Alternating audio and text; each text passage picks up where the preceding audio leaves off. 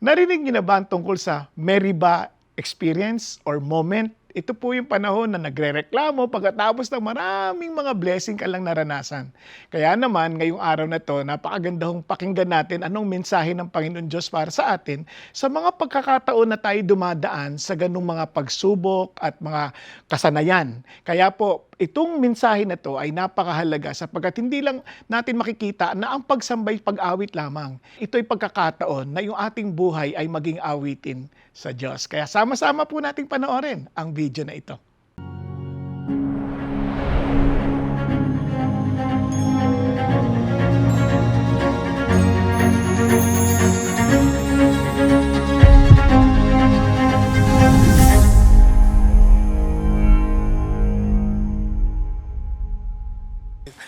Pinagpalang araw po para sa ating lahat. Praise God. Pakibati niyo po ng katabi niyo ng pinagpalang araw. At gayon din po sa mga nanonood online. Alam niyo, isang kaligayahan at kagalakan po na tayo po sama-samang sumasambaho sa Panginoon Diyos. And in fact, every time I see you guys coming here na talagang kasama nagwo-worship, kumakanta, hindi lamang po pumupunta pagdating na ng salita ng Panginoon Diyos, kundi even during the time of singing. Nandito na ho kayo, sobrang nakaka-bless pong panoorin. Hindi lang panoorin, kundi makasama kayo to worship the Lord. Kasi ho, alam nyo, yun ang ganda ho nung sama-sama tayong sumasamba. We tend to encourage each other. Kahit hindi natin sinasadya minsan, no? Nakaka-encourage makita ibang tao na nabe-bless ka rin dahil sa kanilang mga expressions ng kanilang paggalang sa Diyos. Now, sa atin po, kung mapapansin ninyo, for the past several weeks, we are doing our series on heart songs. No? Kasi ito po yung, hindi lang ito basta kanta, ito po yung expression ng ating mga puso sa ating pagkamangha sa ating Diyos na sinasamba. Kaya nga ito po ay galing sa Psalm. And kung tatanungin niyo, bakit pa importante yung kanta na yan? Di ba? Kasi nung nakaraan pa man, nung nag-usap tayo, parang sing to the Lord, sing to the Lord all the earth, sing to the Lord a new song. Bakit importante sa Diyos ang awitin? Alam niyo, habang iniisip ko yan in a very practical way, pag-isipan niyo lang mabuti.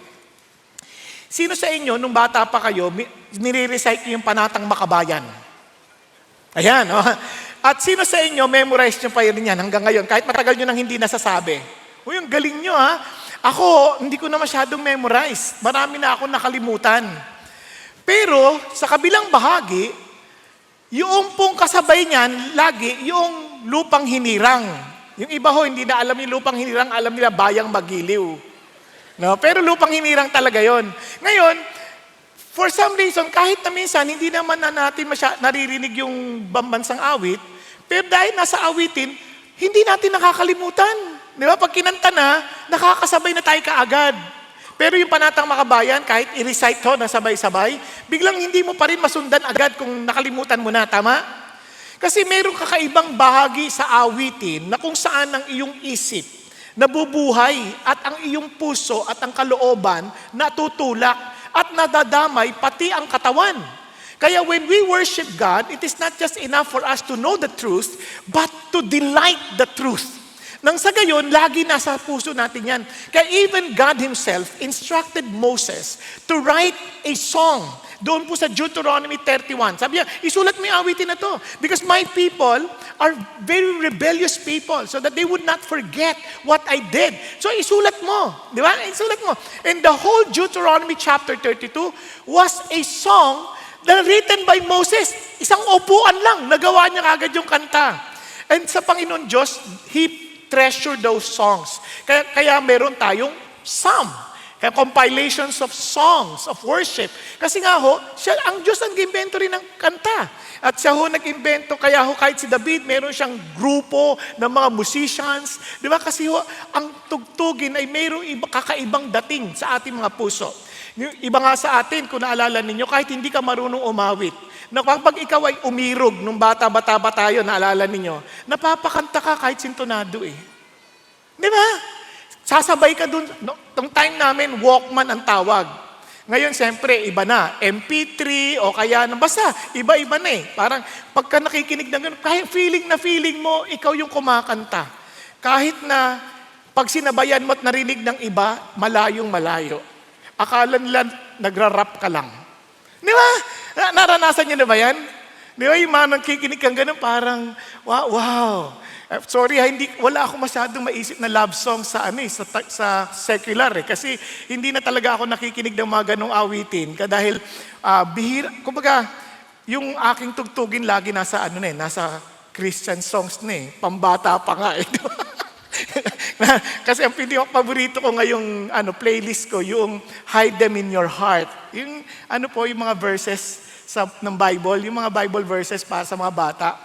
Para maintindihan niyo, kunyari, honor your father and your mother as the Lord your God has commanded you. O di ba, ang daling ma-memorize, di ba? Kasi kanta lang yun di ba? Honor your father and your mother as the Lord has commanded you. And your life may be long, and it may be well with you. O, di ba? Biglang na-memorize, no? Ano lang yun, ha? Yun lang yung utos ng Lord. And alam nyo, yun ang kinakanta ko sa apo ko lagi, O, di ba? Pagka narinig niya hindi niya alam ibig sabihin, Kaya masaya-masaya siya. Anyway, kaya naman, we learn from our first, study na God wants us to worship Him with a heart in awe. Yung talagang, wow! Parang may amazement sa Diyos. At pagkatapos, last week, diniinan sa atin ni Pastor Paul at ganun din ni Pastor Peter sa umaga, that we are to worship God wholeheartedly. Ngayon, ang ating pag-uusapan is worshiping God with our whole being. Ang ganda nung gesture ni Pastor Peter kanina, kagayahin ko na lang din, hindi ko original, kanya yon. Sabi niya, whole being. Di ba? Gayahin nyo nga, whole being. Now, itong maganda rito, para lalo nyo maintindihan yung whole being na yan, para madali nating maalala. Ganito, gagawin nating action, ha? Worship God with your head, with your heart, and with your hand. Parang paulit-ulit, di ba? Parang parang koryo.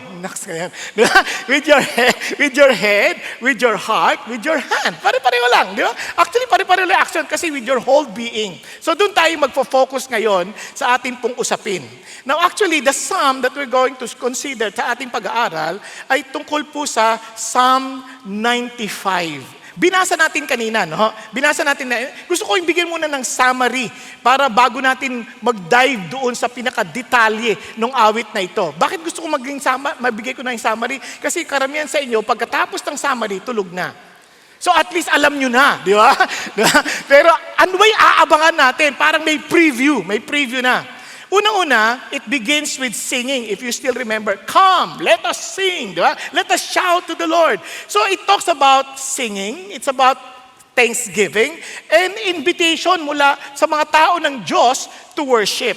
Pero mapapansin ninyo, kung marahil iba sa atin, pamilya na tayo sa Psalm, na nabasa na natin, iba, memorize pa iba. But here, ito po talagang prayer ko sa ating lahat.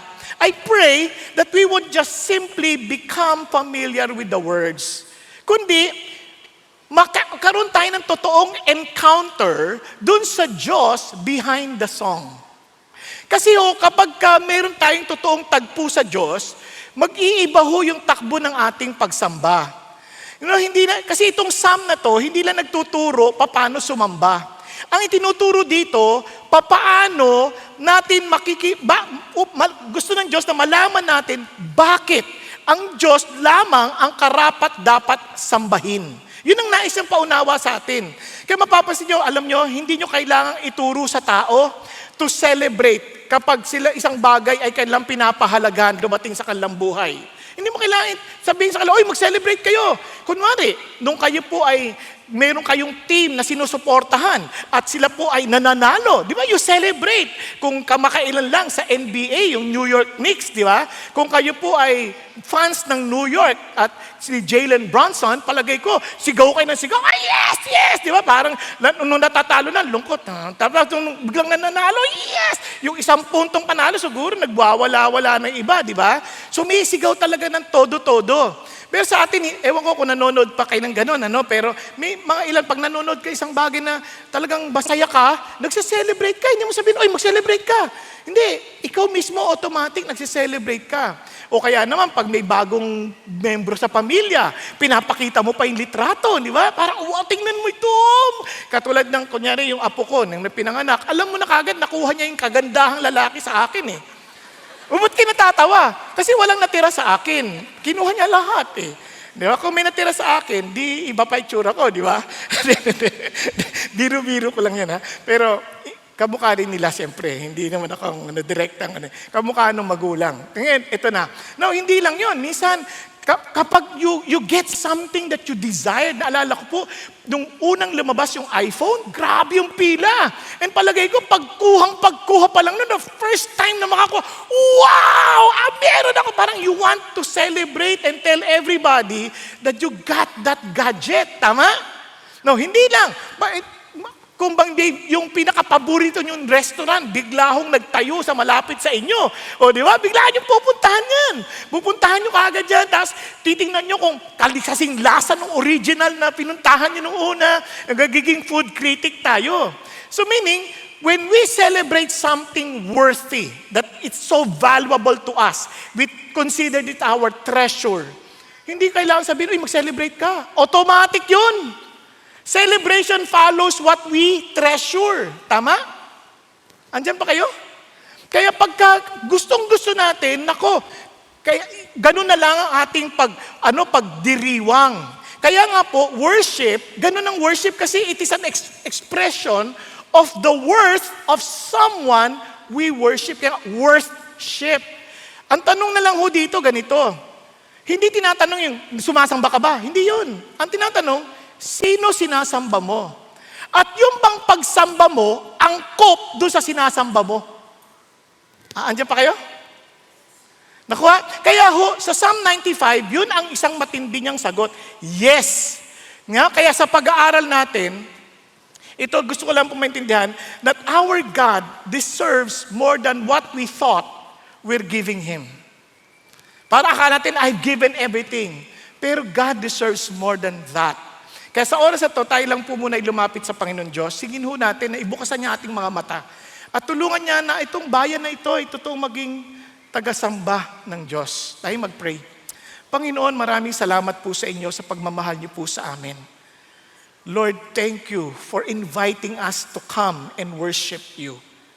And Lord, I pray, tulungan niyo po kami because we are known to be your followers.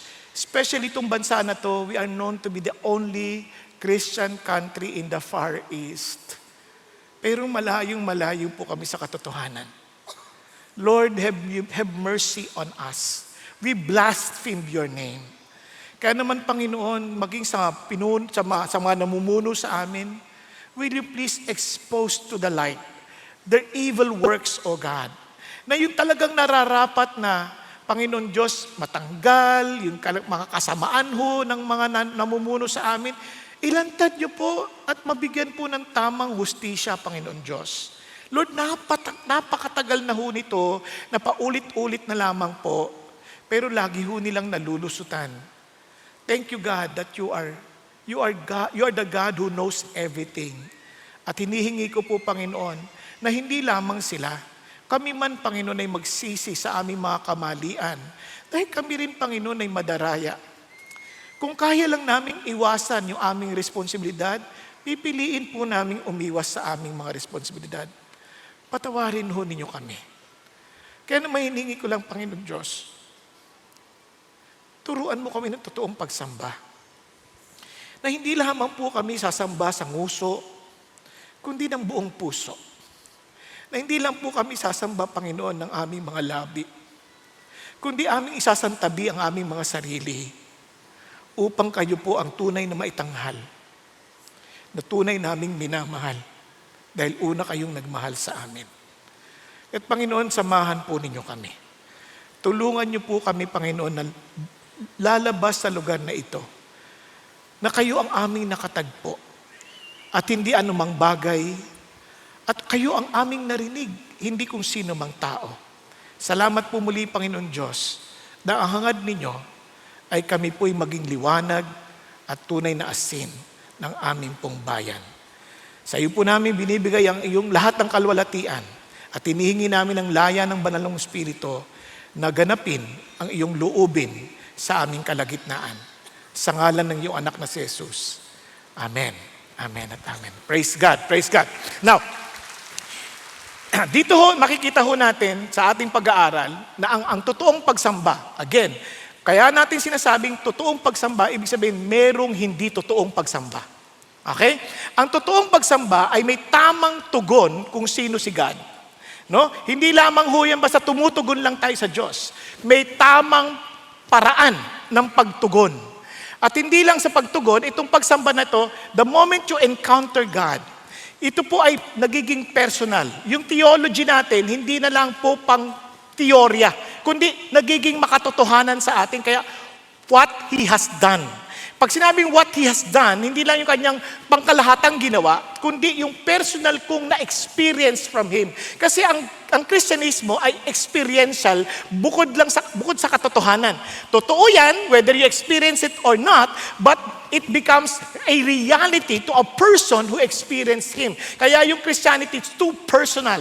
At hindi lang one-time thing. Hindi yan at the moment, kundi He will continue to do. Tuloy-tuloy. Are you following? So balikan ho natin.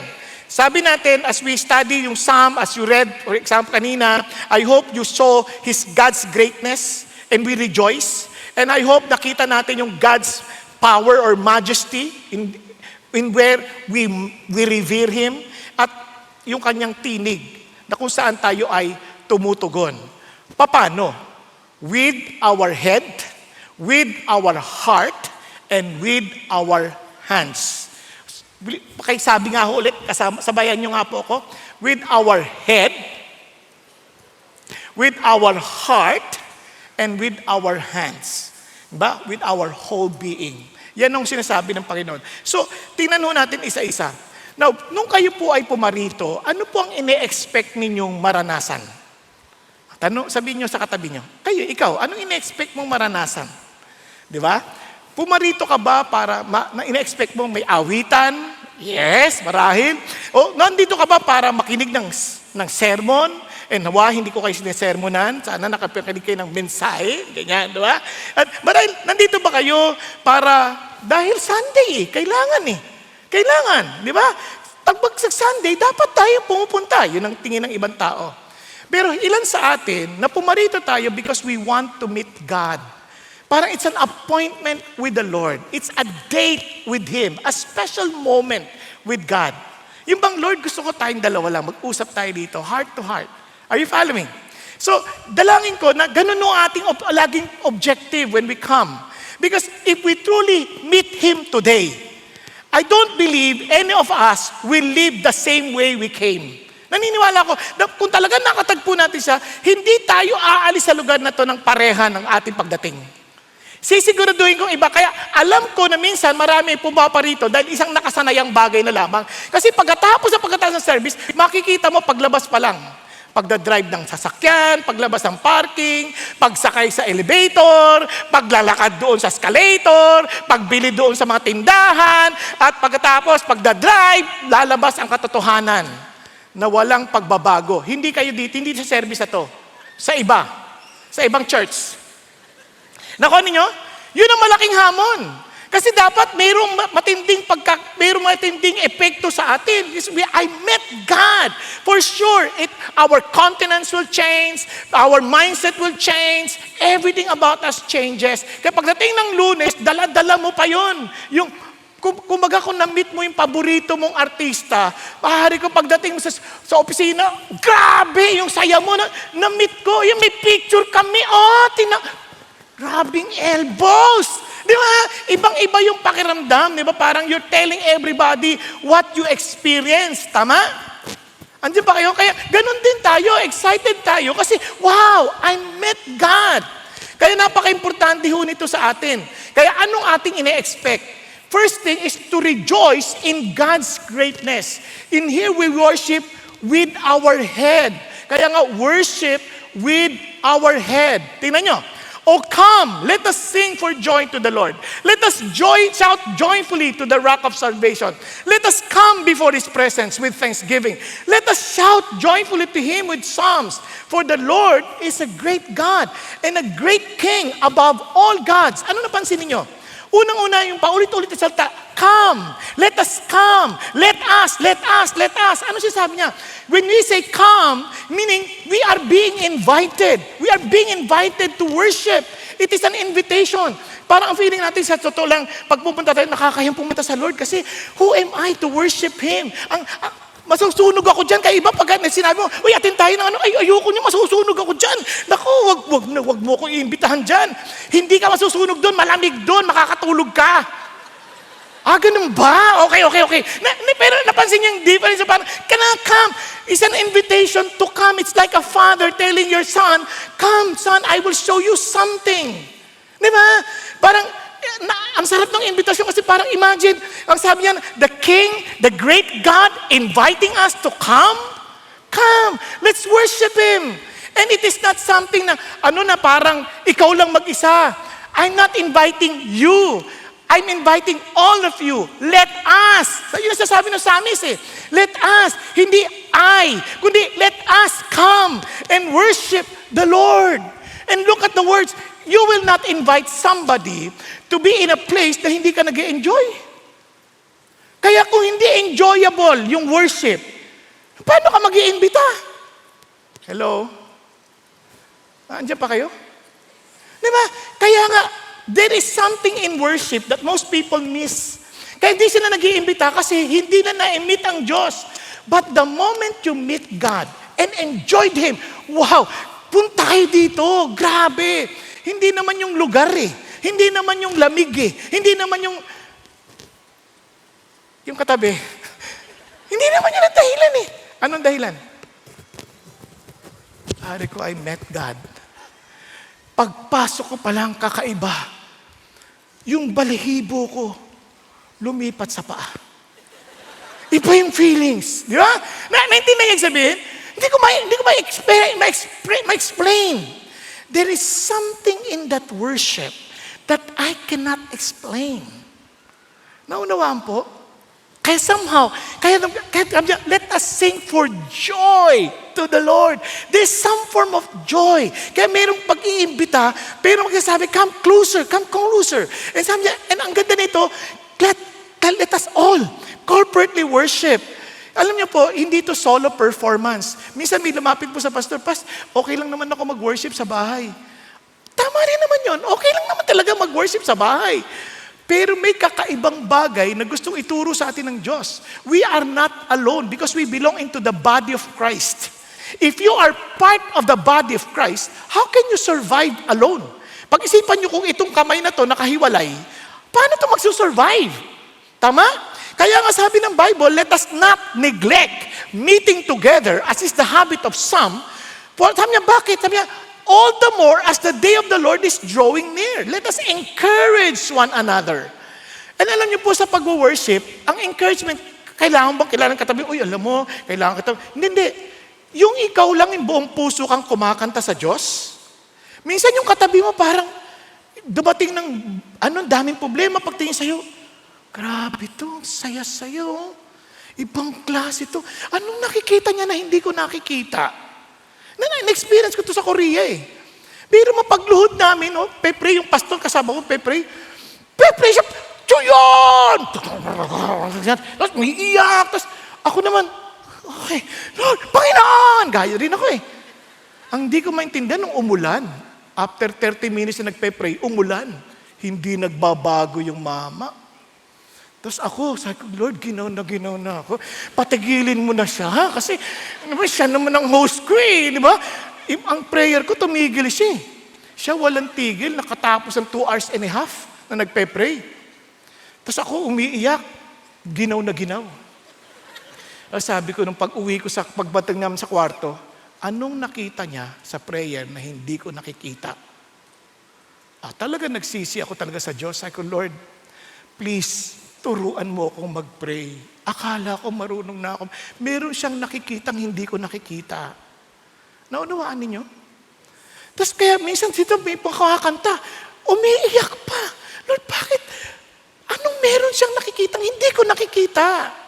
Kaya doon pa lang na-encourage ka, I want to know you more, Jesus. I want to know you more, God. There is something in there that I don't understand. And minsan, ang yabang-yabang natin that we're not willing to look and we're not willing to consider. Kaya sabi ng Panginoon Diyos, come on, I want you all to come so that each one of us will bring encouragement to another. Mamaya, nakausap mo pala yung katabi, nakaka-bless ka naman. Hindi mo lang alam ang pinagdadaanan ko, ang laki ng problema ko. Di ba? Ganun ba? Wala pala sinabi yung problema ko. O, nagka-chismisan pa kayo ngayon, di ba? Para yan yung mama eh. Mama, umakyat ng tore. Magpapakamatay na. Sabi niya, papakamatay na. Nakita niya, may mama doon, walang kamay. Talon ng talon. Ganun. Ang saya-saya. Tapos sabi niya, grabe may mama, saya-saya. Walang kamay ako dito. Magpapakamatay. Nahiya. Bumaba, nilapitan yung mama. Sabi niya, alam mo, nakakatuwa ka. Wala kang kamay, pero ang sayo-sayo mo, talong ka ng talon, no? Ganyan. Parang, sabi niya, ako gusto ko na magpakamatay eh. Bakit ka pa talon ng talon? Ano pa sekreto mo? Makati ulo ko eh. Hindi ko makamot.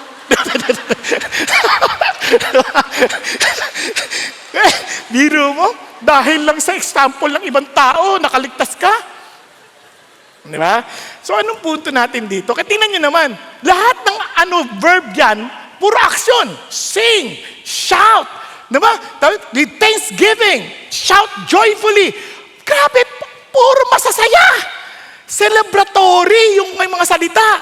Kanta ka, sumigaw ka. Diba? Ibang klase. Dito, nagkakahiyaan pa nga minsan. Kasi ang focus natin minsan sa worship, sarili natin more than God eh. Kaya dapat audience of one tayo. Hindi natin audience yung katabi. Ang audience natin si Lord.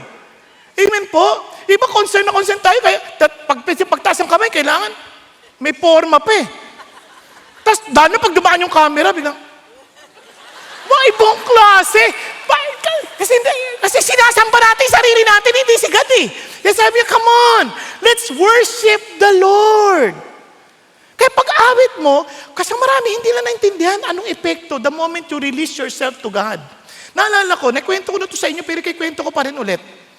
Prior to my board exam, sa pagiging accountant, hindi pagmamalaki accountant po ako, so I took the exam, I passed the board exam. Kanya lang, prior to that exam, a week before, I was broken-hearted. Sabi ko, ang sakit nung nangyari. Tapos itong problema, pagdating ko, Sabado nun, iyak ako ng iyak sa Diyos. Lord, hindi ako makapag-quiet time, hindi ako makapag-pray. Alam niyo yung sobrang sakit ng puso mo, na ang pwede mo lang worship ay, sinaktan mo ang puso ko. Yun na lang ang kanta mo. Pero alam nyo, dahil ako naman talagang, sabi ko, Lord, hindi ko talaga alam paano. Pinlay ko yung tape recorder. Tape recorder pa noon eh. Wala pang CD. Matanda na po ako, pero nag-isip lahat, ano yung tape recorder na yun? Yung tape recorder, parang bulati yun eh. So yun na, pinlay kong ganyan. Pag-play ko, alam niyo yung tugtog, Jesus, you're the sweetest name of all. Ako, wow, ang ganda nung kanta. Lord, talagang napakasarap naman ng kanta nito. Talagang kayo ng sweetest. Pero again, balik na naman sa problema. Balik na naman yung pakiramdam. So, tas hindi. Ulitin ko na lang. Jesus, rewind ko, baka sakali madala ako. Pag rewind ko, ang tugtog, iba na.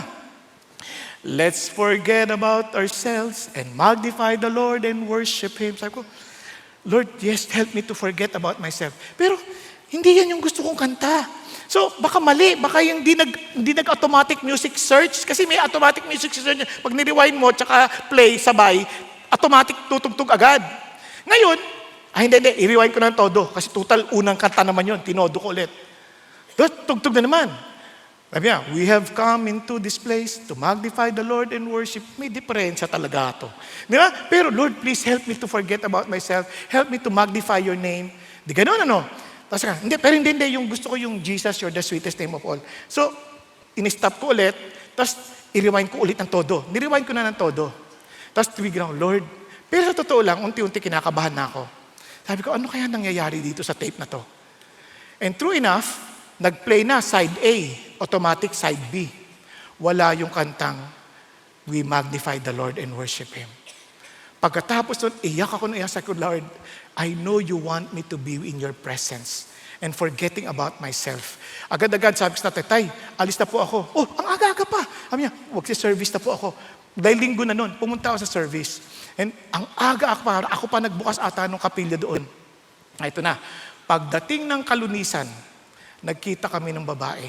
The miracle happened. Sabi ng Lord, pagkakita ko sa babae, I remember the girl, but I don't remember the feelings anymore.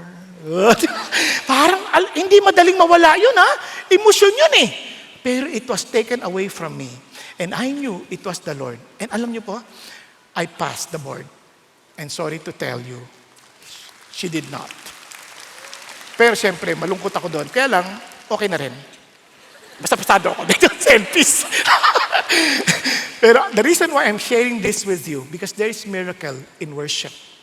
You have to release yourself. You have to see God for who He is. Talagang, kaya nga, ito nga malungkot na reality. Alam niyo ba sabi ng isang pastor, the loudest people in church are often the quietest people at the stadium. And the loudest people at the stadium are often the quietest people in church. Nung pag nasa mga stage, mananood ng concert na sekular, ganyan pa. Pagdating sa church, bakit? Hindi naman lahat ganon. Kaya lang, minsan, totoo din to eh. Di ba? Pag nakita yung artista ng paborito, grabe ang pogi! Di ba? Iba yung action eh. Pero pagka yung bagay ng Diyos, ano yan? Corny naman yan. Wala namang kakwenta-kwenta yan. Naalala ko yung sinabi ng mama eh. Nagpa-picture sa akin yung Ali. Sino yan? Sabi nung mama, hindi niya alam, nasa likod ako. Ang pangit-pangit, ba't ka nagpa-picture dyan? Napalunok talaga ako na malalim eh. Kaya ayaw ko nagpapapicture talaga, sa totoo lang. Kasi marami na ako narinig na insulto eh. Ang dami, sino yan? Ba't ka nagpapapicture dyan? Mukha naman, ano yan? Kontrabida ba yan? Ano? Pinakakain ba sa buhaya? Mga ganyan. Pero the truth is this. We're not cheering to anybody. We're cheering to God. We're declaring God, who God is. Kaya nga napaka-importante nito eh. Tingnan nyo ha. Tingnan nyo si David, alam niya ibig sabihin nun eh. Tingnan nyo si David. Tingnan nyo. And David was dancing before the Lord with all his might. Now can you imagine? How can you describe a person dancing with all his might? Di ba? Ganun lang ba? Ganun lang ba yun? Pag with all his might, iba. Ay, talagang iba ako, magwawala yan. Di ba? With all his might eh. Tama? Kasi hindi pa pwedeng and David was wearing a linen ephod. Naku po, yung damit pa naman niya, parang pang ilalim na lang, parang undergarments. Mas sabi gano'n, so David and all the house of Israel were bringing up the ark of the Lord with shouting and the sounds of the trumpet. Bakit anong gano'n siya magsasamba sa Diyos? Kasi nung una, gusto niya yung presence ni God, yung the Ark of the Covenant eh. Gusto niya makarating na sa Jerusalem for a while, nasa malayong lugar eh. Kasi sabi niya, for the first time, nung pinasok nila, namatay si Uzzah dahil hindi nila alam yung paraan. They did not understand the instruction of the Lord how to carry the ark. This time na ipasok na, nakita nila, mali pala tayo. So when they learned about it, tuwang-tuwa si David. Yes, andito na si God. Talagang nagsasayaw. Hindi niya nakalimutan niyang hari siya. Hindi niya iniisip na hari siya. Kasi kung hari yon, dapat hari ka. Kilos hari. Di ba? Dapat niyo. Andiyan na ba? Hindi. Yun nagsasayaw eh. Talagang para nagwawala. And alam niyong madalas na concern sa ganyan. Asawa. Ito ngayon yan. Then it happened that Michal, the daughter of Saul, looked out of the window and saw King David leaping, dancing before the Lord. Kanino na siya nagsasayaw? Kay Lord. Kaya wala siyang pakialam kung sino nandiyan sa paligid, kung asawa niya, wala siyang pakialam. And she despised him in her heart. Galit na galit. Kasi minsan yung mga, yung asawa parang, grabe naman to. Haring-hari, kanyang magsasayaw. Kakahiya. Na parang hubad pa. Ano ba naman? Naintindihan nyo? Sino may asawa sa inyo? Alam nyo na yan. Di ba? Parang, kasi yung ibang asawa, nahihiya sila pa sa asawa nila. Tama? Kasi kahit ako, pag nagsusot akong damit, inaalala kagad, ba't siya susutin mo? Ba't siya susutin mo? Ano kagad eh? Basta, Di ba? Kaya sabi niya, asawa mo ako, di ba? Magtiwala ka sa akin. Mga ganun salita, di ba? Ganun yun. Kasi siyempre, sino mo magmamalasakit sa'yo kundi asawa mo? Pero may sigit na nagmamalasakit sa atin, si God. Are you following? So you give your best to the Lord. Then, galit siya. O, tingnan nyo ha. Michal, the daughter of Saul, came out to meet David and said, nakaabang na kagad. Sabi niya, how the king of Israel distinguished himself today? Sige nga, paano itsura mo kanina? Siguro, makaganyan pa yung mata. He uncovered himself today in the eyes of his servants. Pero parang, wala kang kahiyan sa harapan ng mga katulong mo. Anong klaseng hari yan? Mga ganun ang dating eh. Di ba? Then, sabi niya, as one of the foolish ones shamelessly uncovers himself. Hindi ko alam pa paano sumasayaw si David. Siguro, ganun pa yung damit ni David, no? Parang talagang ibang klase siguro yung sayaw ni David. Kahit ako, nahihiyan ako eh. Now, so David said to Michal, ito ang pinaka-importante. It was before the Lord who chose me above your father to appoint me ruler of the people of the Lord over Israel. Look at what God has done. Sino ba naman ako? I was just an ordinary shepherd boy. Even my father did not believe that I deserved to be anointed to become a king. Isipin mo na mabuti, yung tatay mo siya matangkad, gwapo. Sino naman ako? An ordinary shepherd boy. One of the armies of your dad. But God chose me over the people of the Lord, over Israel. Therefore, sa dami naman na pwedeng piliin, ba't ako? Kaya naman magsiselebrate ako before the Lord. I will be more lightly esteemed than His and will be humble in my own eyes. I'm telling you, hindi issue ano sasabihin ng tao. It was the Lord who chose me. It was the Lord who placed me in my position. It was the Lord who respected and called me and believed in me. It was the Lord. Walang tao. Kaya regardless of their opinion, regardless of the judgment, it doesn't matter. It was the Lord. Are you following? And ano sabi niya? Michal, the daughter of Saul, had no child to the day of her death. Can you imagine? It showed us na dito pa lang sa passage na to, hindi natuwa si God kay Michal. Michal, you don't deserve to have the next generation because you will only be so selfish, you will always self-centered, na iniisip mo lang lagi anong decorum ng pagiging anak ng hari, magiging asawa ng hari. Kasi sa atin may tayo mga ganun tendency. Teka, boss ako At pag nakita nila ako nagwo-worship, ano nasasabihin na sa akin? Pag ako nakita nila sumasayaw ako, ano sasabihin na sa akin? Pag ako narinig lang kumakanta na wala ako sa tono, ano sasabihin na sa akin? Hindi mahalaga yung sasabihin nila sa iyo. Ano sinasabi ng Diyos sa iyo? Because it tells us about our hearts toward God. Do we see God as God? Or do we see ourselves bigger than our God? Kaya we're more concerned about anong sasabihin nila tungkol sa atin. Naunawaan po? Kaya alam nyo, kaya ang maraming tao sobrang worried sa buhay.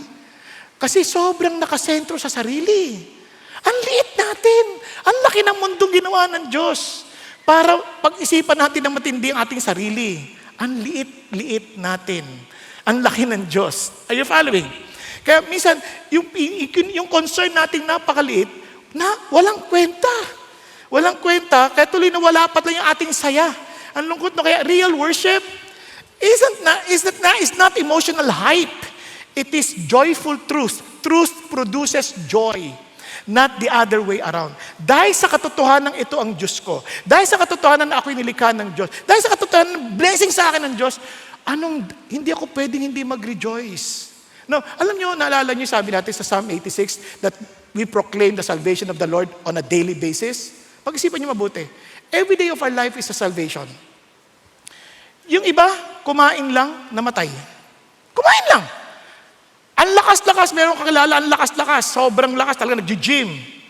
Pagkatapos, kumain lang dahil nag-celebrate ang birthday. Nabilaukan. Patay. Yung iba sa atin, nagising kayo, hindi ba kayo natutuwa? Ang dami hindi nagigising. Hanggang ngayon. Sorry. Hindi, ang dami atang hindi nagigising. Tuloy-tuloy na. Yung ting uuwi ka na lang sa gabi, di ba minsan gagalit pa, ngayon ka lang. Matuwa ka, umuwi. Ang dami hindi nakakauwi. Yun ang nangyari sa Tacloban Masakit yun Pumasok ka lang sa eskwelahan hindi ka na umuwi Nakuha niyo ibig sabihin? Anything can happen. Last Sunday, buhat ko lang anak ko, apo ko eh. Na-miss ko yung dalawang step ng hagdan. Alam niyo, nung iniisip-isip ko talaga yun, sabi ko, wow, buti na lang niligtas ako ng Diyos. At any moment, pwede ako mamatay noon. Kasi pwede tumama yung bato ko doon sa steps eh. Ang talas noon. Di ba? Sabi ko, pero dahil awa talaga ng Diyos, dahil sa isip ko yung bata ayaw ko masaktan, pinilit kong pihit yung aking katawan para hindi siya masaktan. Dahil doon, nailigtas yung bato ko doon. Doon ko nakita eh. Tapos pero, sugat ako sa paa, na-spray na ako, tapos bagsak pa, sakit dito. Tapos yung bata nga, umiyak pa eh. Sabi ko, huwag ka na mag-alala, ligtas ang lolo mo. Ayan, tumahimik na siya. But again, it's something to thank God for. Can you imagine, isang iglap lang, pwede ka palang mawala? Yung iba nga nakikinig lang ng message eh. Naalala nyo? Nakikinig kay Paul, nalaglag sa bintana, patay. Huwag naman mangyari dito. Nandun sa third floor. Wag. Diba? What I'm trying to say is this. Every day, we have all the reason to praise our God. Ang tanong lang, ba't ka pa binubuhay? Because God has something for you. God has a mission for you to accomplish. Kaya lahat tayo, magpasalamat sa Diyos. We have all the reason to worship. Bakit ngayon tanong, bakit excited yung psalmist? Bakit excited siyang kumanta? Bakit excited siya na mag-celebrate? Yung verse 3 ang linaw. For. Yung word na for, importante yan. Bakit yan ang nagsasabi ng dahilan kung bakit siya nagsa-celebrate?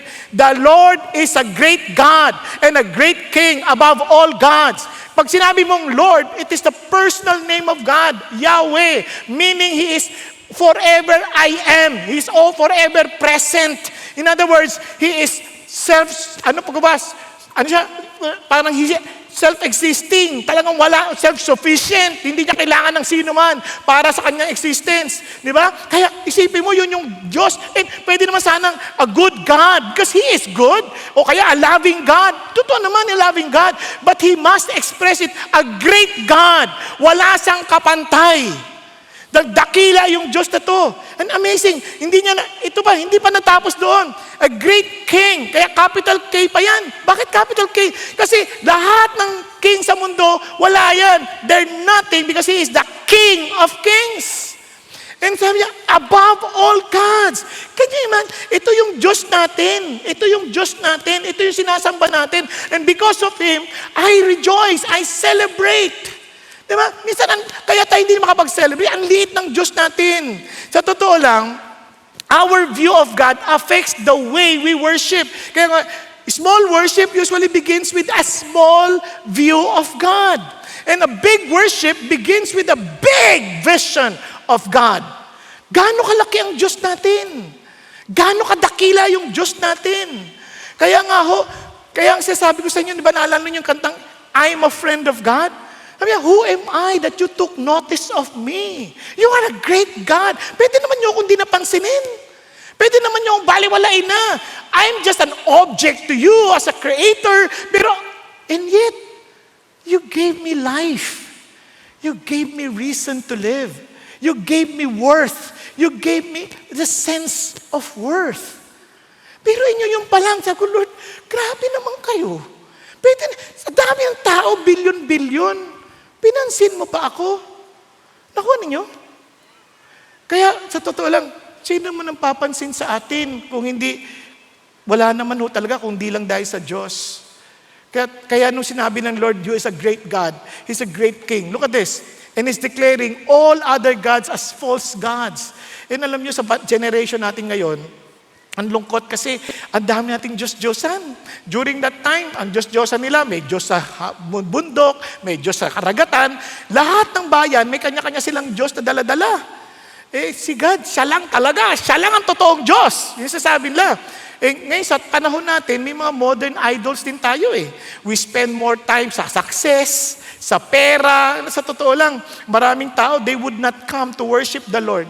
Kasi nga isip nila, wala akong kikitain dyan. Lalo na may imimit akong tao ngayon, kikita ako ng malaki. Isipin nyo na lang ito. Bigyan ko kayo ng 1,000 tuwing pupunta kayo rito. Aaten kayo, hindi. Kahit umulan. Palagay ko, aaten kayo. Tinaasan ko pa, ginawa ko pa 10,000. O, di ba? Ting pupunta kayo, bibigyan kita 10,000. Kahit umuulan yan, sayang 10,000. Ano sinasabi natin? Yung 10,000 mahalaga. Si God, wala yan. Hindi natin naintindihan. Siya yung source ng lahat ng ating pangangailangan. He can remove to us the ability to gain wealth. Yung iba naman, power. Iba, pleasure. Iba, popularity. Yung iba, career. Parang they will exchange everything for their career. Comfort. Body. Sex. Sexual identity. Makikipag-away pa. Diba? Ang friends, children, parents. Minsan, alam niyo po, nagiging Diyos din natin ang ating mga anak eh. Parang kumbaga, wag lang mangyari sa anak ko yan. Pag nangyari yan, Lord. Parang wow. Ganon. Kaya minsan, pag naging honest tayo, yung minsan pati ministry, nagiging Diyos natin eh. Kumbaga, parang ako dito, ako na dito, hindi pa pwedeng pakialaman tong ministry na to.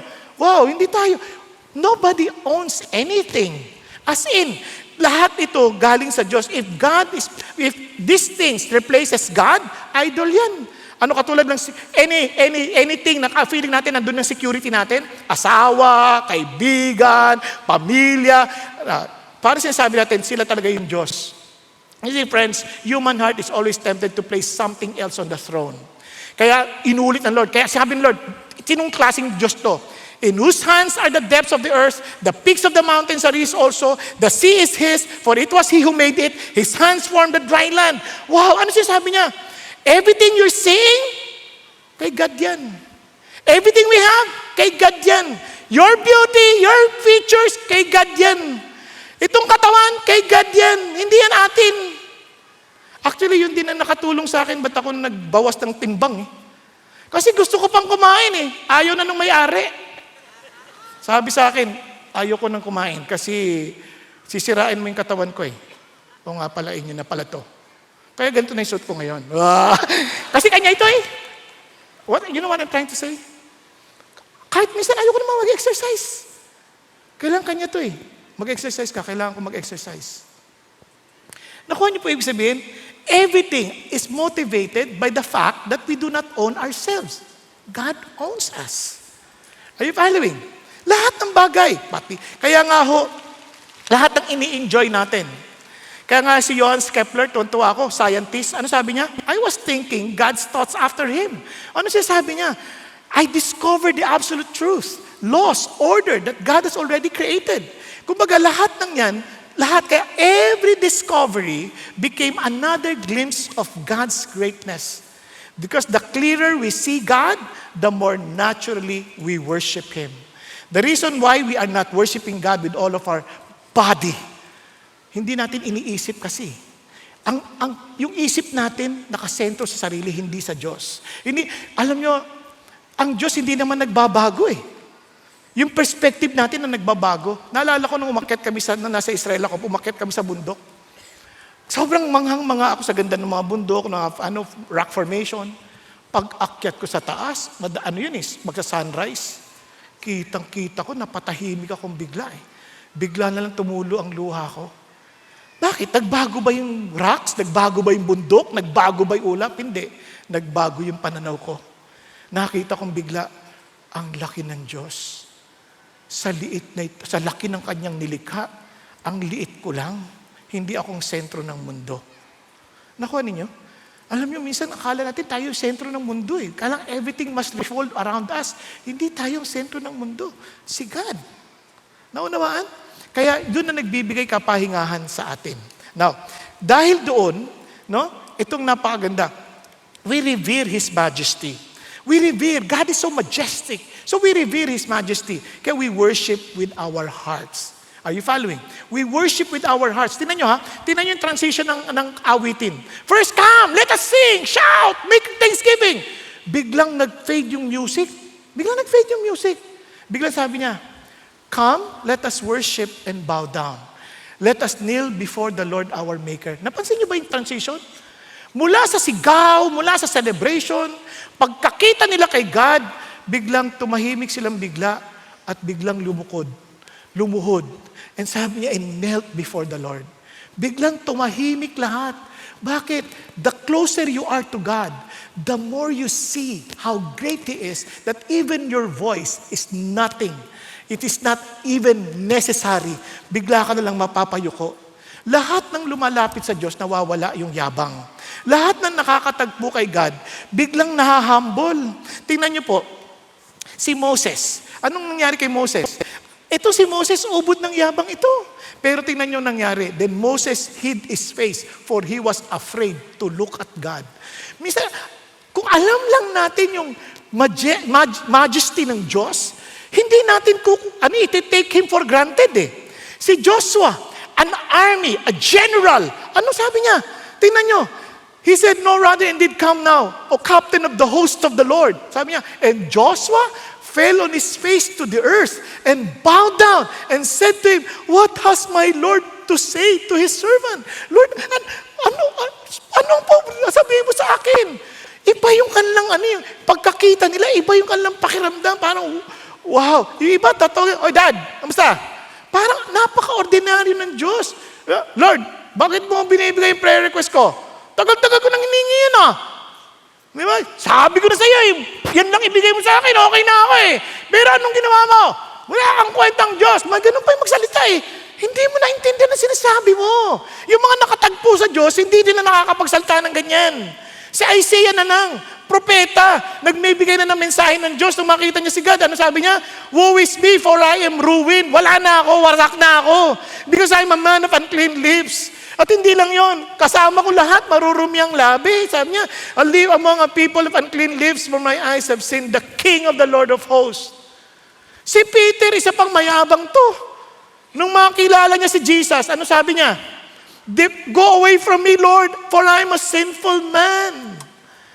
Ibang-iba yung kanilang epekto. Si John, he was so confident about the love of Jesus. Basahin yung John.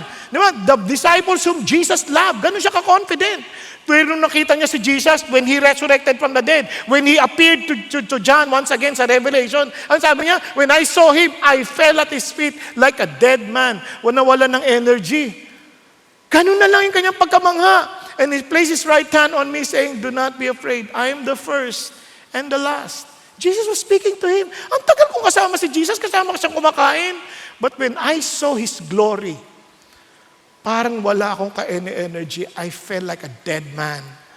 Diba? Ibang-iba yung life. Kaya pagdating ng araw, when we go to God, when we meet God face to face, ano sabi ng Lord? After these things I look and behold the great multitudes which no one could count, from every nation, from all tribes and peoples and tongues. Hallelujah. Kahit ano pang salita mo, kasama tayo doon.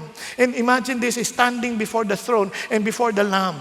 Kahit na ikaw pa, kahit anong lahi ka pa, kasama na kumilala sa Diyos, and they cry out with a loud voice saying, salvation to our God who sits on the throne and to the Lamb.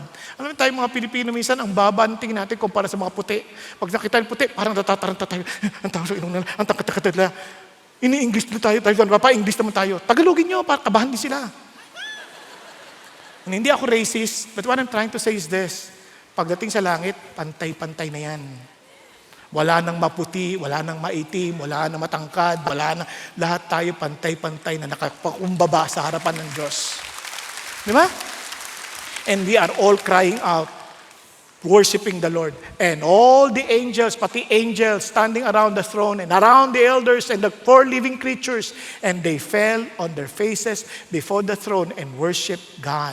Amen! Sabi niya, blessings and glory and wisdom and thanksgiving and honor and power and might be to our God forever and ever. Amen. Every person who truly encountered God become humble. Hindi ka pwedeng magmalaki. Hindi ka pwedeng parang siga-siga.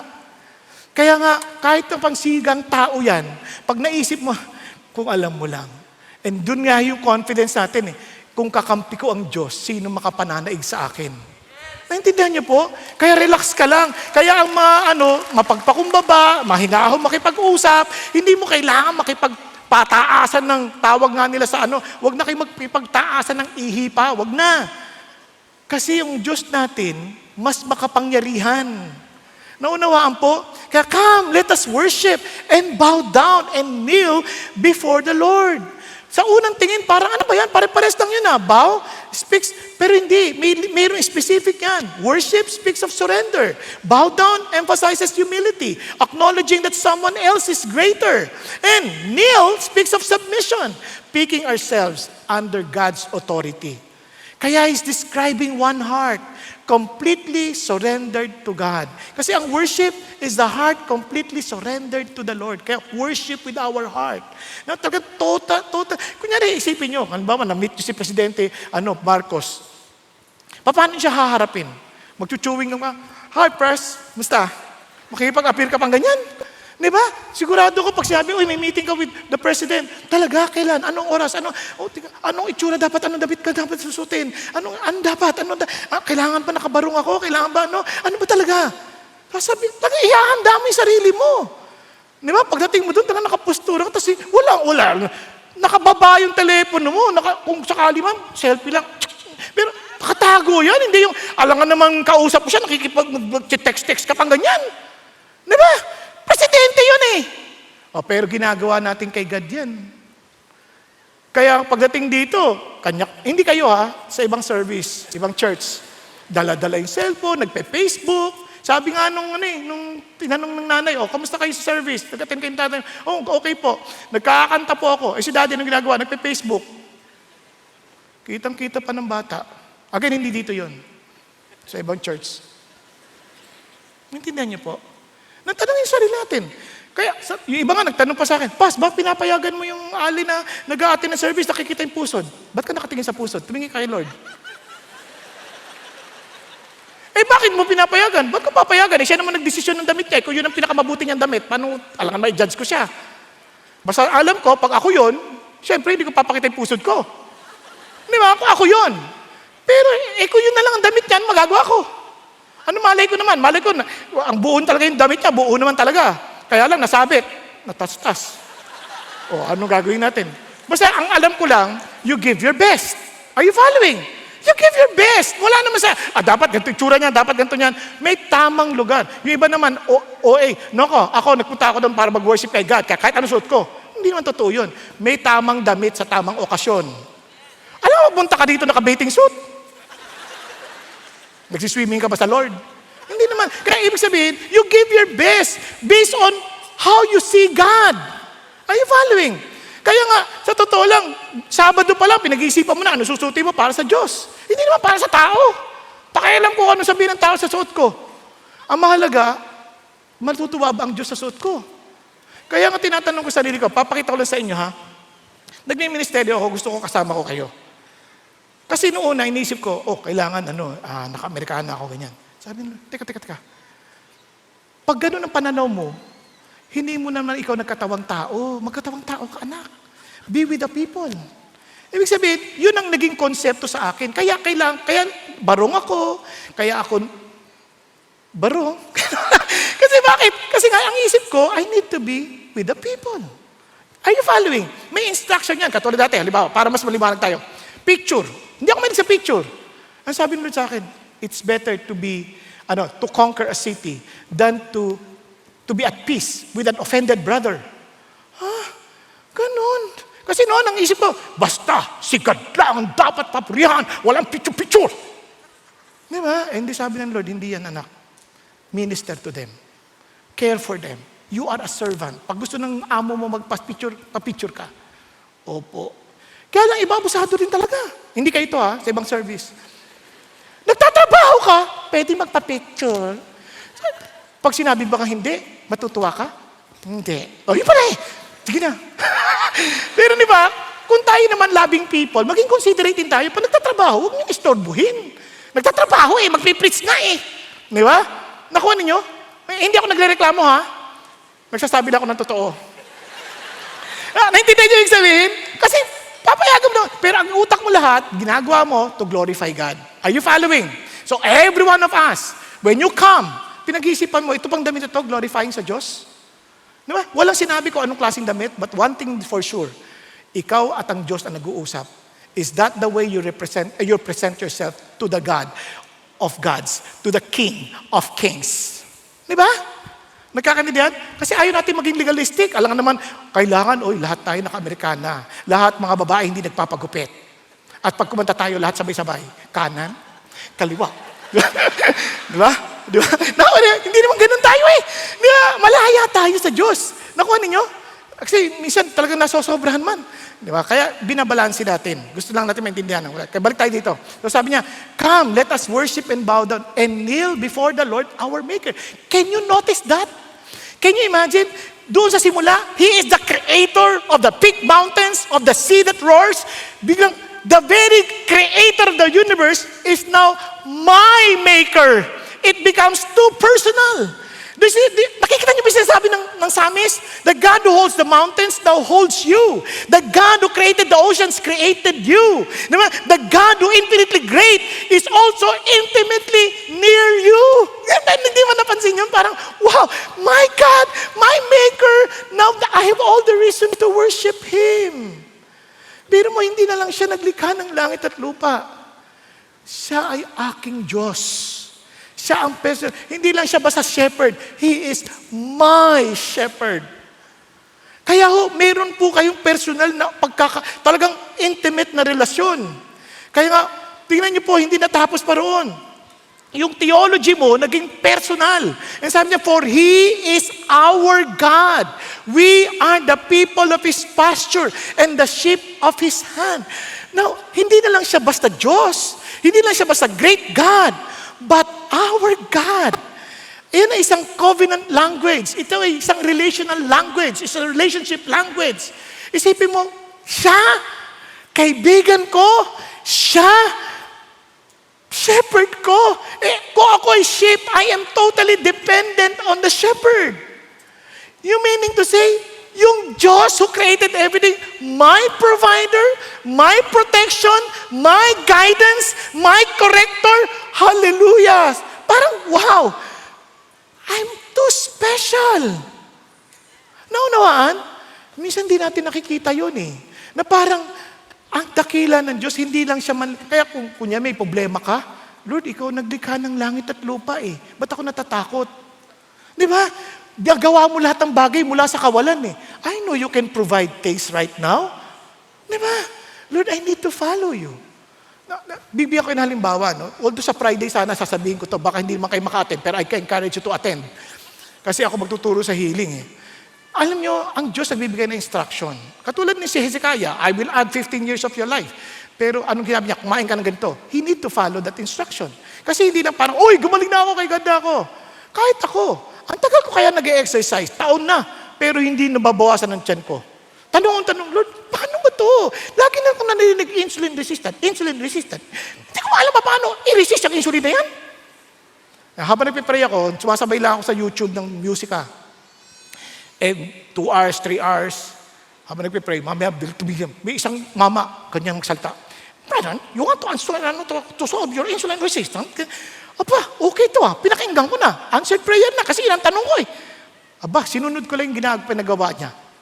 Tapos after nun, pray ulit ako, Lord, ginagawa ko na. Nababawas-bawasan na. Okay na. Tapos sabi ng Lord, okay, tawagan mo si ganito. Tawagan mo. Pagtawag, tinawagan ko naman. Sumagot. Aba, ginaid na naman ako. Pag sabi ko, si Lord lahat nagsasabi ko ano gagawin. Again, pag tinanong niyo ako, ano sikreto, Pastor Bong? Tumakbo ka kay God, sasabihin niya sa iyo. Kasi iba-iba ang ating DNA, iba-ibang paraan. There is no one blanket solution. Merong general study, pero may hindi lahat yung blanket. You have to follow God. Nagkakaintindihan. Kasi ginawa ko rin naman yung mga sinasabi ng doktor. Minsan wala naman nangyari sa akin. Nakuha ninyo? Malakas na loob ko sabihin kasi nakita ko na yung resulta. Pero ang tagal niya taon ang binilang. Hindi yan parang, uy, bigla lang. Parang, lipo? Hindi. Nakuha niya mga chismoso, agad sabi, nagpalay po yan. Kaya, friends, this is beautiful. Our confidence has never rested on the intelligence of the sheep. It rests on the faithfulness of the shepherd. Our God, our Maker, is our shepherd. Because joyful worship without humble surrender can become emotional excitement. Hindi natin gusto yan. Ulitin ko, our Maker, our God, our Shepherd. We don't bow because God is insecure. We bow because He alone deserves the throne. Sino nakaupo sa throne ng buhay mo? Kaya si David, he's willing to give much to God. Hindi issue sa kanya yung gastos, baga magpatayo ng templo. Hindi issue sa kanya because he knew that everything belongs to the Lord. Kaya anak, di ba? Naalala ko, there are times na parang hindi mo alam, pag nawala ang anak mo, paano? Pag nawala ang asawa mo, paano? Di ba? Yun yung mga tanong eh. Ngayon, tanong, pero Lord, ikaw may-ari sa kanila eh. Hindi ko sinasabing madali kasi sa totoo lang, nung kinakanta natin yung, if more of you means less of me, take everything, bigla ako napatigil eh. Umiyak talaga ako. Sabi ko, Lord, baka kunin mo yung asawa ko. Baka kunin mo yung pamilya ko. Baka, Lord, hindi ko kakayanin. Nakuha niyo ibig sabihin? Pero alam niyo, after, iyak ako ng iyak. Sabi ng Lord, I will take anything that will hinder my love relationship with you. Okay, Lord. All yours. Nakuha? Because sino bang magmamahal sa'yo ng higit sa Diyos? Wala na. Andiyan pa kayo? Kaya ito po yung isang bagay na datandaan natin lagi. The reason why we bow down before God because we know that everything belongs to God. Kaya, kita yung mga Christians noon, anong pansin nyo? They give everything. Wala silang parang yung kanilang property ng lahat. Hindi ko sinasabing gawin nyo yun Ang sinasabi ko lang, ganun sila kaluwag sa Diyos kasi they knew that God, their God, owns everything and He is their shepherd. Naunawan? Andiyan pa kayo? Kaya, finally, we are to respond to His voice. Now, amazing dito. Lahat, tayo. Tapos bigla tayong tumahimik. Di ba? Lumuhod tayo bigla. Tingnan nyo yung journey. We shout, we sing, then we bow down. Tapos after bowing down, ano napansin nyo? God will speak. Ang worship hindi nagtatapos lamang doon sa, nagsisamba na ako kay Lord, praise the Lord, hallelujah. Di, dumating sa, nakikinig ka kay God. Lord, ano sinasabi mo? And God is beginning to speak kasi we worship with our hands. Meaning, whatever God tells us, we're willing to do it. Nagkakaintindihan? We're willing to do it. Kaya sabi ng Lord, tingnan nyo For He is our God and we are the people of His pasture, the sheep of His hand. Look at the words. Today, if you would hear His voice, not yesterday, not tomorrow, today. Minsan isip natin, Lord, ayoko na, tinry ko na nung nakaraan eh. I'm not talking about yesterday. Lord, nag-fail na ako nung nakaraan. I'm not talking about yesterday. Lord, natatakot ako bukas. I'm not talking about tomorrow. Today. If you hear His voice, today. Lord, tumanggap na ako noon eh. Today. No, Lord, saka na Lord, papangako ko pag ginawa mo to. Not tomorrow. Today. If you hear His voice. Kaya napaka-importante nito. Kasi, tingnan nyo ang sabi niya kagad, do not harden your heart as at Meribah. Sabi niya, Meribah. As in the days of Massa, in the wilderness. Naalala niyo ba yung kwento na to? After seeing the power of God, as in drying up the Red Sea, allowing them to cross, pagdating ng ilang, kanta pa sila. Ang saya-saya nila. The rose and rider fell into the sea. Sabi niya, our God is great. Ganyan, kanta sila ng kanta. Biglang paglipas ng ilang araw, napunta sila sa isang lugar, wala silang tubig. Nagreklamo na. Ang labo naman. Dinala mo lang kami dito para mamatay. Sabi tuloy ni Moses, are you complaining against God? Because they're complaining against Moses. Kasi if you complain against the leadership whom God has chosen, you are complaining against God. As if you're telling God, Lord, ang labo mo, hindi ka marunong talaga. Dinala mo kami dito para mamatay lang. Ang sabi, ano ba naman yung Meribah? Ano lang ibig sabihin niyan? Talagang kapigatian. At ang Massa is a test. Kahit ano lang kapangyarihan, saan Lord, nakita namin paano kami niligtas. Grabe yung miracles mo. Nakita namin paano mo hinati yung pulang dagat. Lord, tubig lang to. Kaya mo to. Di ba? Hindi. Nagreklamo. Asan ang tubig? Ganun naman tayo minsan eh. Kaka-answer lang ng prayer. Biglang nasabi mo na, Lord, thank you sa pinagaling mo talaga ako. Mamayang konti, merong isang resulta. Mukhang may masama ang kalalagay mo. Lord, ang labo mo naman eh. Gusto ko naman magaling. Ang dami mo ng miracles na naranasan. Tapos pagdating dito, tatakot ka na naman. Nakuha po? Kaya nasabi ng Diyos, ang dali natin, ang rupok naman natin. You see, ang problema nito, parang do not harden your heart. Sabi pa nga, the danger of hard heart, it rarely happens all at once. Nobody wakes up one morning and says, "Today, I will harden my heart." Tama ba? It hardens what? Gradually. Paano? By compromising, rationalizing sin, allowing small respectable sin, ignoring our conscience, as in disregard the Holy Spirit conviction. We do not listen to correction, full of pride, unforgiveness, and bitterness, na kahit sinasabi na ng Diyos, tinitigasan pa rin natin, dahan-dahan. Hindi man bigla minsan yan dahan-dahan. Nagsimula lang sa hindi nakikinig sa service, hindi na-a-attend ng service, hindi na-a-attend ng D-group, tapos ang sama ng loob, hindi na, dahan-dahan lang. Mamayang konti, wala ka na. Nagsimula na sa manood ng K-drama.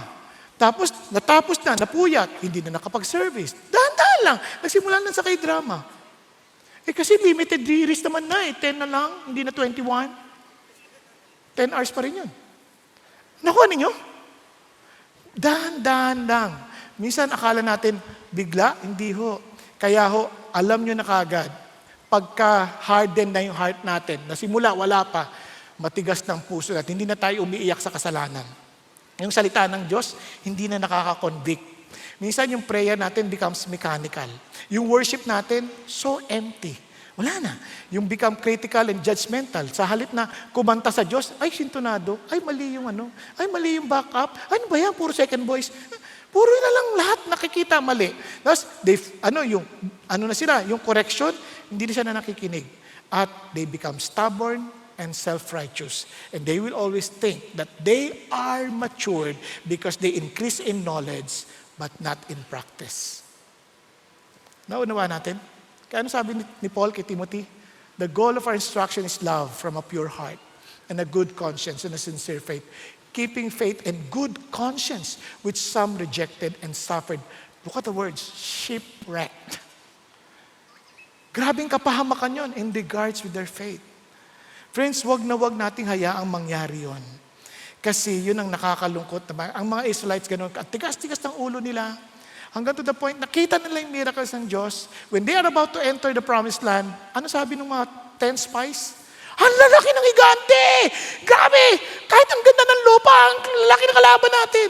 Hindi nila nakikita yung laki ng Diyos. Gradually, hindi sila naniniwala. Kaya nga tuloy, ang sabi ng Lord sa kanila, ang malungkot na judgment ng Diyos sa kanila. Tingnan ninyo. Sabi niya, when your father tested me, they tried me to their heart, had seen my work. Nakita na nila. Sabi niya, for 40 years, I lost that generation and said they are people who err in their heart and they do not know my ways. Sabi niya, therefore, I swore in my anger, truly they shall not enter into my rest. Ang lungkot, no? Kasi originally, ang rest na dapat yung promised land. Kaya sabi ng Lord, because they do not listen to me. Because they do not believe in me. Kasi kapag di ka naniniwala, hindi ka naman talaga susunod eh. Tama? Naalala ko nga yung pag nagpatingin ka sa doktor, sabi ng doktor, ito gawin mo, ito gawin mo. Tapos hindi mo gagawin, hindi ka talaga naniniwala din sa doktor. Tama ba? Dok, ang galing mo talaga. Tapos hindi mo naman gagawin, hindi ka naniniwala sa kanya. Di ba? May naniniwalaan ka ibang bagay. Tapos pag hindi ka gumaling, magagalit ka sa doktor. Nakuha ninyo? Ganon din sa Diyos. Minsan, sabihin sa inyo ng Diyos, ang nagagawin mo, ayaw mong gawin. Kasi hindi ka naniniwala. Parang yung Pharaoh, he hardened his heart. Hindi niya ginagawa yung pinagagawa ng Diyos. Let my people go, that they may worship me in the wilderness. Why will I follow your God? Who is your God? I don't know your God. Because he did not believe. Kahit ang dami niya na nakita, hindi sila naniniwala. Bakit? Ang totoong proof ng worship is obedience. Sabi nga ni Warren Wiersbe. And itong malungkot, the greatest distance in the Christian life is the distance between the head and the heart. Biruin mo, narinig mo, pero hindi mo sinapuso. Pag hindi dumaloy sa puso, hindi maipapump yan. Hindi gagawin ng kamay. Naunawaan?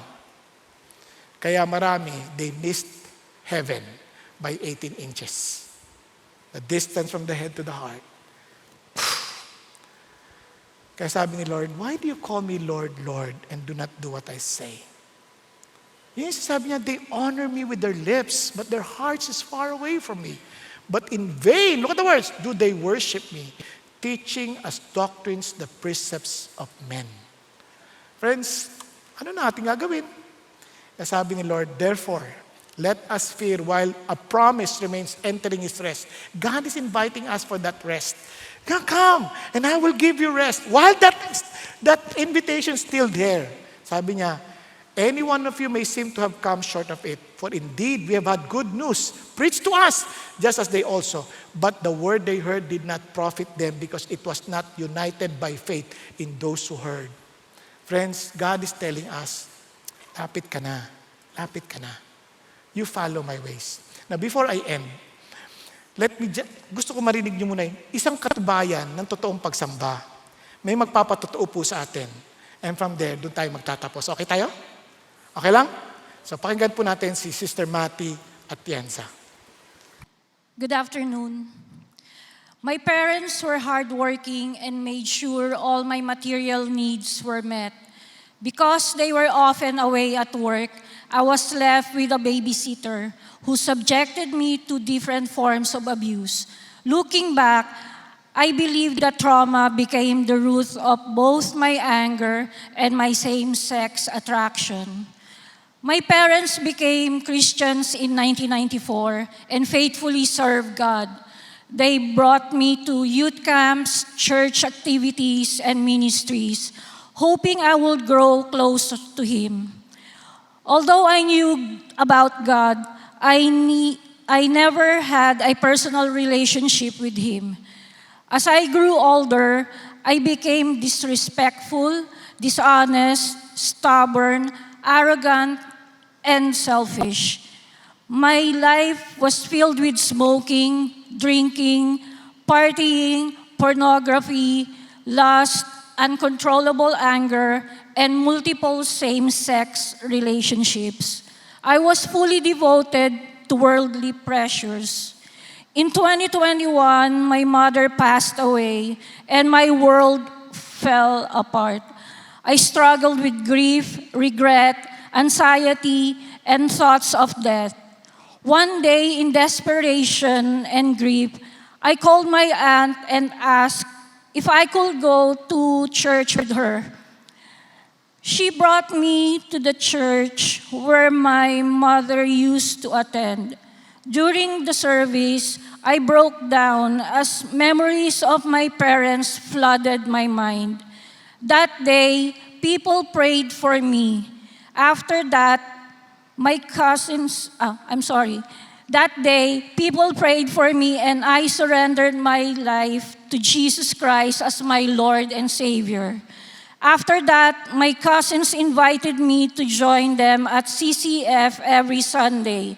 Although I had known about it before, I only started attending regularly after my mother's death and their persistent invitations. As I grew in my faith, the Holy Spirit began convicting me about my anger and same-sex relationship. I had lived with a woman for years and believed our relationship was compatible with my Christian faith.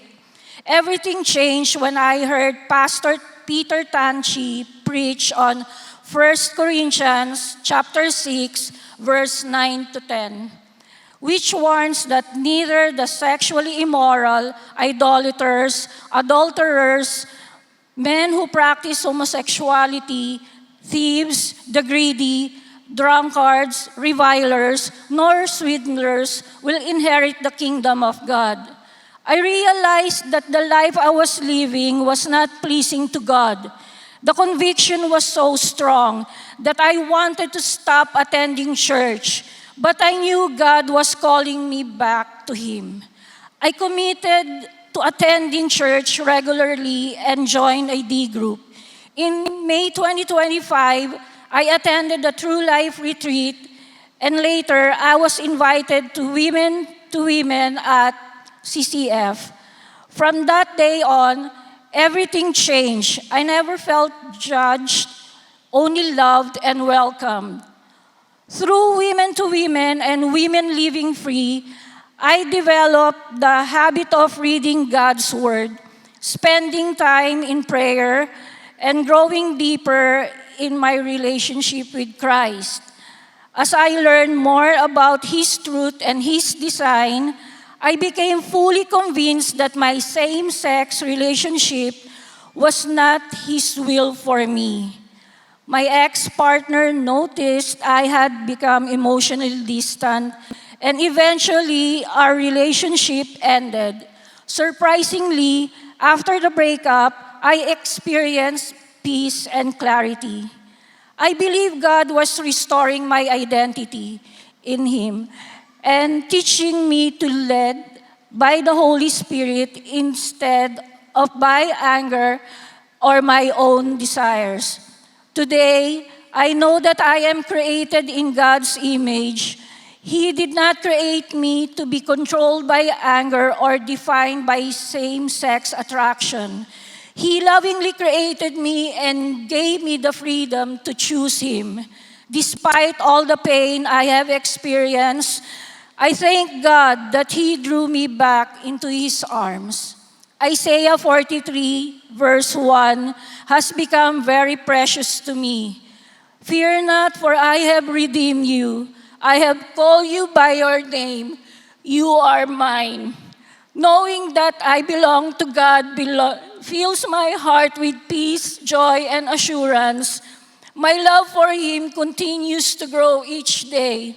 And by His grace, I am committed to obeying Him and never depart from His embrace. All praise, glory, and honor belongs to God alone. Praise God, praise God. Ayan, andito po kasama niya po si Ems, yung kanya pong D-group leader. But before I pray for them, alam niyo po, napansin niyo po yung kanilang effect sa kanilang pagsamba, ano? When they followed the Lord, ang Diyos, gracious no? They were being led little by little hanggang sa yung buhay nila ay talagang umayon sa kalooban ng Diyos. Now, ito po isang bagay na gusto kong maiwan sa inyo. Alam niyo, no matter how we try, itong worship na to is something that it is beyond us. Kasabi ng Bible, those who are in the flesh cannot, hindi sinabing will not, cannot please God. No, wala, ayan, cannot please God. Kaya naman, since we are dead in the spirit prior to Jesus Christ, sabi ng Lord, hindi siya naghahanap ng worship natin. Tingnan, an hour is coming and now is when the true worshipers will worship the Father in spirit and in truth. And for sure, hindi natin kaya yan if we're dead in the spirit. Kaya, sabi ng Lord, for such people the Father seeks to be His worshipers. Look at this. God is not looking for worship. He's looking for true worshipers. Yung worshipers na buhay sa Espiritu. And since we're dead, Jesus had to come. Kaya now is the hour. Si Jesus kasi ang nagbigay ng buhay sa atin. And God is Spirit, and those who worship Him must worship Him in spirit and in truth. At yun ang nakita natin sa kwento ni Mati. And praise God, andyan po si Ems, nagtutulungan sila to grow together in the Lord. And praise God po talaga. And I encourage you, before I pray for them, I want to challenge every one of you. Kasi gusto ko nang sabay na tayo, no? Una-una sa lahat, kapatid, God is not telling you to be a better worshiper. God desires you to be true worshipers. First, alive in the Spirit, and giving our whole being to God. Kasi pag patay yung Espiritu, how can you give your whole being? And only Jesus can give that to you. Walang iba. It's not our self-effort. It is all by the grace of God. Are you following? Kaya nakita niyo sa Kanya how the Lord dealt with him, kahit attend siya ng attend, hanggang sa kinatagpo siya ni God. Hanggang sa nakita niya na yung kapangyarihan ni God. Nakuha? And praise God. Tayo pong lahat ay umukusan dalit pumikit, and we will also pray for them. But I challenge you first. Kapatid, do not harden your heart. I know the Lord speaking to you. I know to some of you, may mga bagay na gusto nyo nang sabihin ng Lord, isuko mo na sa akin yung anak. You'll never see me until you give that up to me. And I'm here for you. I love you. I died for you. I'm giving you life. But come. Don't wait for tomorrow might be too late. I want you to come. Those who labor and heavily laden, and I will give you what? Rest. Jesus is the true rest. Yes, nagalit si Lord sa mga unbelievers. Sabi niya, because of them, I will no longer give them rest. But He is inviting all of us once again. I want to give you rest, but you have to admit it. Come, those who labor and heavily laden, and I will give you rest. Take my yoke upon you, for my yoke is easy and my burden is light. Habang lahat tayo nakayukot, nakapikit, kapatid, if God is speaking to you, be humble. Just raise your hand. Lord, I want that rest. I want to be with you. Yes, hallelujah. Yes, nasa balcony, upper balcony, kinakausap ka ng Diyos. Lord, I want to worship you. Not only, Lord God, with my whole being, but with my whole spirit also. Lord, I acknowledge that I'm dead in the spirit, and it's only you who can give me life. So I accept your invitation. The invitation to come. The invitation, Father God, to learn from you, for you are humble and meek. The invitation to take your yoke upon us. The invitation to take you as our Lord, as the very farmer who will guide us to where we should be. And I'm not only challenging the people here inside this room, but even for those who are online. Friends, listen, God is waiting for you to come. He's waiting for you to come. Just be humble before Him. Be honest before Him. You know how tired you are. Don't pretend that you're not, because God sees your heart. But you have to be honest. For those who raise their hands, will you please say, Lord Jesus, I accept your invitation. Thank you for dying on the cross for me. And thank you, Lord, that you rose again from the dead to give me a new life. So, Lord Jesus, I give myself to you. And Lord, let me live solely for your purpose and for your glory. And with your power, I will live. Thank you, Lord. Thank you, Jesus. And Father, with one heart, we lift up to you, Panginoon, si Mati. Lord, thank you for her life. Thank you for your whole story in her life. Thank you, Lord God, how you have shown her yourself. How you have revealed yourself to her. Thank you, Lord. Thank you, Lord God, for how you have transformed her. And with her testimony, I pray that every one of us in this room will also experience the same. Thank you also for giving her someone to help her also in her walk with you. Thank you for Ems. Thank you, Lord God, for placing us into a body where we can all contribute and, Lord, help everyone to grow in the way that you want us to become. Thank you, Lord. I pray, Lord, to protect Mati, ganon din si Ems, from the attacks of the evil one, and allow them, Father God, to always live glorifying to you. Thank you, Jesus. Thank you, Lord. And I pray, Lord, for the rest of the congregation. I pray, Father God Almighty, to allow us, Lord, to worship you with our whole being, with our head, with our heart, and with our hands.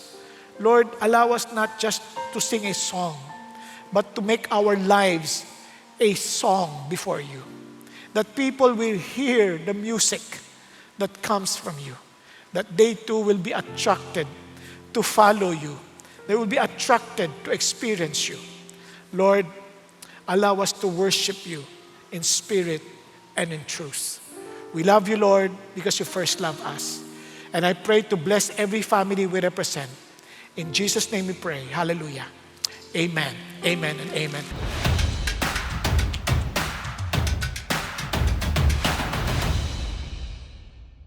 Magandang araw, CCF family. Welcome to Sunday Fast Track, where you ask real-life questions and we give you biblical truths. Ako po si Marty Nolan from CCF Communications at kasama natin ngayon ang ating speaker na si Pastor Bong Saking para sagutin ang inyong mga katanungan. Magandang araw, Pastor Bong. Maraming salamat po sa inyong message today patungkol sa Book of Psalms. Makakatulong po sa amin ang mga pananaw ninyo tungkol sa mga tanong na ito. Para sa unang tanong, bakit mahalaga ang pag-awit bilang expression ng worship? Alam nyo, may katangian ng awit na hindi mo makukuha basta-basta sa ordinaryong tula. For example, kung matagal nyo nang lagdagal nating nire-recite yung Panatang Makabayan, di ba? Tapos sa matagal na panahon, hindi mo na rin masyado naririnig. Ako bilang estudyante noon, araw-araw halos eh. Pero hindi ko na siya masyadong maalala. Marami na ako nakalimutang parte doon sa Panatang Makabayan. Pero hindi totoo yan sa Lupang Hinirang. Di ba? Kasi yung Lupang Hinirang, bagamat hindi mo rin man laging kinakanta, pero hindi mo nakakalimutan yung yung liriko. So doon maintindihan na yung awit dinesign ng Diyos that involves your mind, your heart, and even your body. Na it also parang influence your will. So may kakaiba siyang kaya yung kanta, it's not just song. It is an expression of our hearts. Kung sino si God, kinakantahan natin. Ewan ko, kahit hindi marunong kumanta, kapag na-in love sila sa isang tao, napapakanta sila di ba? So imagine, ganun din sa Diyos na parang He treasures it so much na parang yung kanta kasi invento niya rin Kaya magugulat ka kahit kay Moses sa Deuteronomy 31, pinasulat niya yung kanta para hindi daw makalimutan ng Israel dahil madali daw silang tumalikod sa covenant niya. Tapos yung buong Deuteronomy 32, kanta yun Parang to remind yung mga Israelites about their covenant with God. So ganito rin, dito sa atin, yung pagkanta natin is an expression of our love for God. Hindi lang basta kanta, kundi talagang pagkamangha natin sa Diyos. Yung mayroong expression ng delight sa katotohanan. Okay, thank you, Pastor Bong. Napakaganda po nun. Para sa ating pangalawang tanong, paano natin maihahanda ang mga kabataan na magkaroon ng pusong tunay na sumasamba at sumusunod sa Diyos, lalo na sa lumalaking impluwensya ng digital media at mga mapaminsalang online content, katulad ng mga mararahas na gaming apps? Ako, totoong-totoo yan sa kasalukuyan, parang mapanghamon katulad ng mga nangyari naman sa ating bansa. Pero alam mo, hindi agad-agad pagbabawalan mo yung bata Kailangan maintindihan mo bakit sila na-hook doon. Kasi kung gusto mo silang dalin kay Kristo, kasi ang tanong lagi, sino ba yung kanilang bayani? Sino ba yung gusto lang hinahangaan nila? Ngayon, ang bata kasi, mayroon mga gusto yan May mga hinahangad na makamtan, hinahangad na maunawaan. So, yung pag nag-aakit sa kanila, ang tanong, naaakit ba sila sa Diyos? Kailangan madala mo sila sa puntong maakit sila kay Kristo.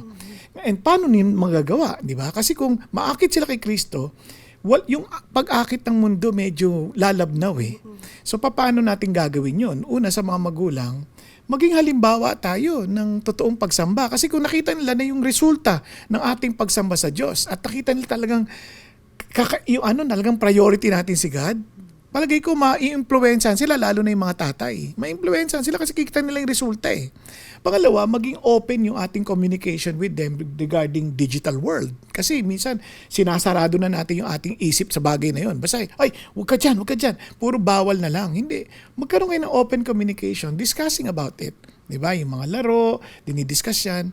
At siyempre, pinapakita rin natin na talagang yung choice ng pagpili sa Diyos hindi lang pagsisisihan. And finally, yung power ng prayer. Kasi sa totoo lang, kahit anong pagbabawal natin minsan, walang magawa. Pero ang Diyos may kapangyarihan para abutin ang kanilang mga puso. Ayan. Thank you, Pastor Bong. So, open communication po between the parents at mga anak. Saka modeling din, syempre. At modeling. Ayan. Okay, at sa ating huling tanong, ano ang kaibahan ng paglilingkod sa Diyos na nagbumula sa pusong tunay na sumasamba kumpara sa paglilingkod lang na ginagawa dahil sa obligasyon o nakasanayan na? Ayan, maganda yan. Una-una, kung magpapansin mo, kalalagayan ng puso yun Kapag ka-obligasyon lang, ano ba dapat kong gawin? Samantalang kapag ito ay expression ng pagmamahal mo sa Diyos at pagkamangha mo sa Kanya, parang ano pang pwede kong gawin na parangalan siya? Parang may sense of delight and excitement na gawin. Unlike yung obligasyon, parang pinipilit mo yung sarili mo. Di ba? Parang kailangan ko itong gawin kasi kailangan Parang ganun. Unlike yung hindi mo naintindihan, parang what a joy to be in the presence of God.